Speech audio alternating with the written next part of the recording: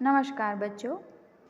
आज के इस वीडियो में हम सीखेंगे हमारी वसंत के साथ जो दूसरी टेक्स्ट बुक है भारत की खोज, उसका पाठ नंबर 5 जिसे नाम दिया गया है नई समस्याएं। बच्चों, यहाँ पर जितने भी पॉइंट दिए गए हैं नई समस्या में वो ज़्यादातर आपके हिस्ट्री के अंदर आप सीख चुके हो।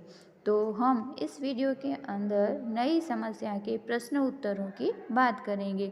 तो उससे क्या होगा कि उसके अंदर जितने भी पॉइंट्स हैं वो हम शॉर्ट में समझते जाएंगे और प्रश्नों के जवाब आपसे डिस्कस करते जाएंगे। तो यहाँ पर मैंने जितने भी प्रश्न दिए हैं वो सभी आपको अपनी नोटबुक के अंदर लिखने होंगे।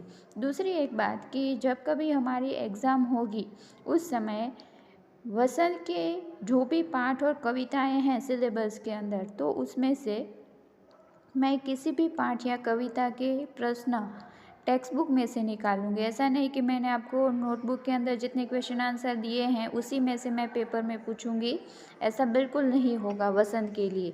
लेकिन भारत एक खोज जो हमारी टेक्स्ट बुक है उसमें जितने भी पाठ हुए हैं या उस जितने भी सिलेबस में हैं तो उनके क्वेश्चन आंसर जो मैंने दिए हैं उतने ही रीड करने हैं, क्योंकि एक एक पाठ आपका, कई पाठ तो आपके 15 या 20 पेज के हैं, तो उतने पेज आपको रीड करने की ज़रूरत नहीं है। आपकी सुविधा के लिए मैंने कुछ प्रश्न उत्तर बनाए हैं और उसी प्रश्न उत्तर के अंदर से मैं भारत की खोज के प्रश्न पूछूंगी। लेकिन वसंत के लिए आपको पूरे वीडियोस भी सुनने पड़ेंगे और साथ में वो सारे पाठ और कविता खुद पढ़ने भी पड़ेंगे टेक्स्ट बुक में से भी। तो यहाँ पर नई समस्या के प्रश्न उत्तरों की बात करें तो पहला प्रश्न दिया गया है, भारत में किन किन विदेशी जातियों ने अपने पांव पसारने चाहे। हमें पता है कि भारत इतिहास के अंदर सोने की चिड़िया के नाम से जाना जाता था। तो यहाँ हमें पता है कि भारत के अंदर काफ़ी सारी धन दौलत होने के कारण जो विदेशी जातियाँ हैं वो हमेशा यही चाहती कि भारत हमारे कब्ज़े में हो जाए। तो आपको पहला प्रश्न पूछा गया है कि भारत में किन किन विदेशी जातियों ने अपने पांव पसारे, यानी कि भारत में प्रवेश करके अपना अधिकार स्थापित करने की कोशिश की।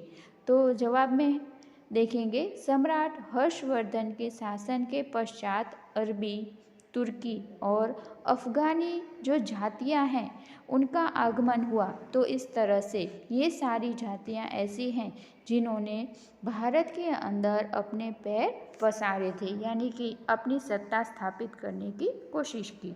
महमूद गजनवी कौन था, हमारा दूसरा प्रश्न है। तो जवाब लिखेंगे, अफ़गानिस्तान का सुल्तान था। सुल्तान यानी कि राजा। तो महमूद गजनवी अफ़गानिस्तान का सुल्तान था। प्रश्न नंबर 3 है, महमूद गजनवी ने भारत पर कब आक्रमण किया। तो अफ़गानिस्तान का शासक महमूद गजनवी उसने ईस्वी सन 1000 के आसपास आक्रमण किया था। आगे का प्रश्न है, महमूद गजनवी ने भारत के किन क्षेत्रों को प्रभावित किया। तो बच्चों, पहले ऐसा होता था कि कोई भी राजा है वो एक प्रदेश जीतता है, उसके बाद दूसरे प्रदेश पर वह आक्रमण करता है और इस तरह से धीरे धीरे कई सारे प्रदेश एक ही राजा के हाथ में आ जाते हैं। तो यहाँ पर हमें प्रश्न पूछा गया है कि महमूद गजनवी ने भारत के कौन से क्षेत्रों को प्रभावित किया था। तो जवाब आएगा कि महमूद गजनवी ने भारत के उत्तरी क्षेत्रों को काफ़ी प्रभावित किया था। उत्तरी क्षेत्र किसे कहेंगे, तो उत्तर भारत के अंदर जितने भी राज्य शामिल होते हैं, भारत के नक्शे में हम देखें तो उत्तर की तरफ जितने भी राज्य हैं उन सभी राज्यों को महमूद गजनवी ने अपने हाथ के नीचे दबाने की कोशिश की थी, या फिर ये कहें कि उसे अपने कब्जे में लेने की कोशिश की। प्रश्न नंबर 5 है, शहाबुद्दीन गौरी दक्षिण पर कब्जा क्यों नहीं कर पाया। शहाबुद्दीन गौरी का वर्णन देखें तो शहाबुद्दीन गौरी एक शक्तिशाली राजा था और धीरे धीरे भारत के कई राज्यों को उसने अपने कब्जे में कर लिया। लेकिन यहाँ पर जिस तरह से प्रश्न किया गया है कि दक्षिण में वो अपना कब्जा नहीं कर पाया, तो दक्षिण यानी कि भारत के नक्शे के अंदर दक्षिण दिशा के जो भी प्रांत हैं उसका वर्णन है। तो जवाब आएगा कि दक्षिण के चोल शासक इतने शक्तिशाली थे कि उन्होंने शहाबुद्दीन राठौड़ को आगे बढ़ने नहीं दिया। यहाँ पर इतिहास में हमेशा ऐसा होता था कि कोई भी एक राजा अगर शक्तिशाली है तो वो युद्ध करता है और शत्रु को कभी जीतने नहीं देता।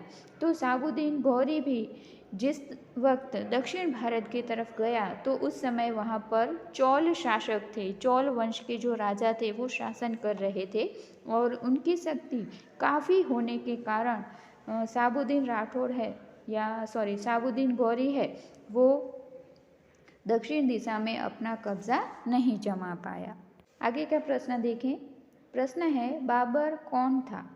भारत में मुगल शासन की नींव रखने वाला बाबर था। नींव यानी कि बेस, गुजराती में जैसे हम पाया भी कह सकते हैं। तो मुगल शासन जो काफ़ी सालों तक भारत के अंदर कायम रहा तो उसकी नींव रखने वाला कौन था? बाबर था। उसने भारत पर 4 वर्ष तक शासन किया था। तो इस तरह भारत में विदेश से आया हुआ बाबर वह मुगल सल्तनत की नींव रखने वाला था और उसने 4 सालों तक भारत पर शासन भी किया।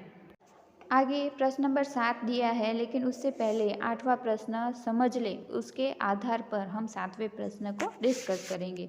तो प्रश्न नंबर 8 है कि अकबर ने कब और किसके बाद भारतीय शासन की डोर संभाली?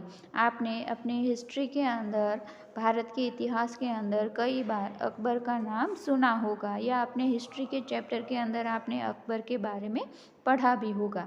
तो यहाँ पर मैंने जैसे पहले भी कहा कि भारत एक खोज है, वो काफ़ी हद तक हिस्ट्री पर ही आधारित किताब है।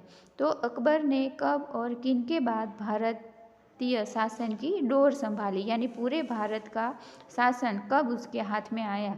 तो जवाब आएगा ईस्वी सन 1531 में। बाबर के पश्चात अभी हमने बाबर का जो वर्णन देखा जिसने मुगल सल्तनत की नींव रखी थी, मुगल सल्तनत की शुरुआत की थी, तो बाबर के पश्चात मुगल सत्ता की डोर अकबर के हाथ में आई।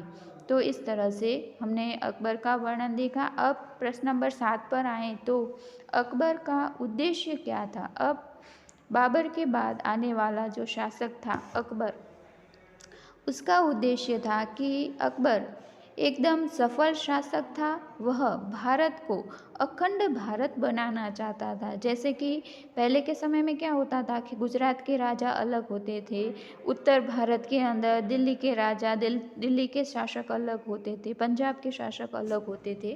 तो अकबर ऐसा चाहता था कि पूरा भारत है वो अखंड भारत हो, यानी कि भारत के अंदर ये प्रदेश इसका, वो प्रदेश इसका, इस तरह से न होकर पूरा भारत एक हो और अखंड भारत बने, यह अकबर का सपना था।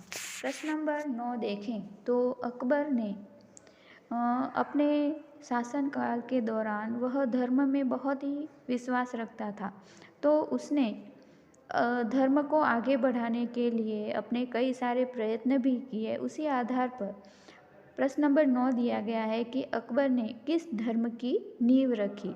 तो अकबर के समय हम जानते हैं कि उस समय मुस्लिम धर्म है वो काफ़ी प्रभुत्व रखता हुआ धर्म माना जाता था।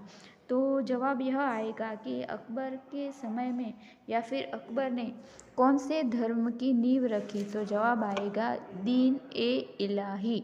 ये आपको कई बार जनरल नॉलेज के अंदर भी प्रश्न पूछा जाता है कि अकबर ने कौन से धर्म की नींव रखी? तो अकबर से ही दीन ए इलाही नाम का जो धर्म है उसकी शुरुआत मानी जाती है, यानी कि अकबर ने दीन ए इलाही धर्म को स्थापित किया। तो इस तरह अकबर ने एक नए धर्म की स्थापना भारत के इतिहास में की थी। तो यहाँ पर हमने 1 से 9 प्रश्न देखे। तो बच्चों फिर से आपको बता दूं कि नई समस्या के जो प्रश्न हैं वो आपको इतने ही प्रश्न इस पाठ के लिए तैयार करने हैं और बाकी वसंत के अंदर जितना भी हमारा सिलेबस है उसके सारे पाठ और कविता आपको पढ़ने पड़ेंगे। हम वसंत के साथ साथ भारत की खोज भी टेक्स्ट बुक आगे बढ़ाएंगे, लेकिन इस टेक्स्ट बुक के अंदर मैं काफ़ी सारे प्रश्न हैं उनको ही डिस्कस करूँगी, क्योंकि यह हिस्ट्री के अंदर आप अभी भी पढ़ रहे हो, तो आपको ये सारे प्रश्न नोटबुक